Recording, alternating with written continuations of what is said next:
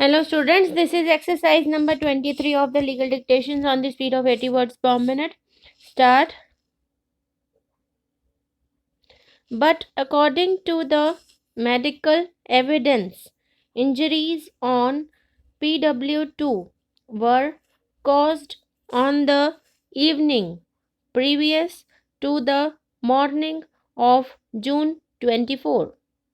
This takes away the basis on which he was accepted by the trial court and the High Court as an eyewitness, notwithstanding his proclivity to mix up falsehood with truth.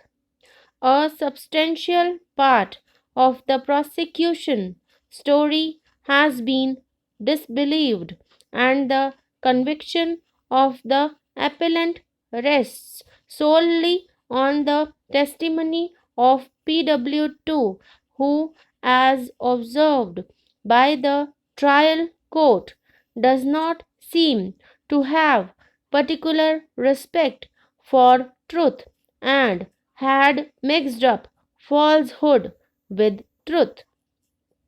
His credibility as an eyewitness lay only in that the trial court and the High Court assumed that he had received injuries in the same occurrence in which the deceased was killed. That assumption does not appear to be very sound and is not borne out by the evidences on record. The defense plea that PW2 had received the injuries on the evening of June 23 and not in the morning of June 24 gains credence from the fact that an incident between the two sides had admittedly taken place on the evening of June 23, 1995. In the face of this admitted position and the medical evidence, it is difficult to accept that the injuries found on the person of PW2 were received by him in the morning of June 24. From this, either of two inferences would logically follow. 1.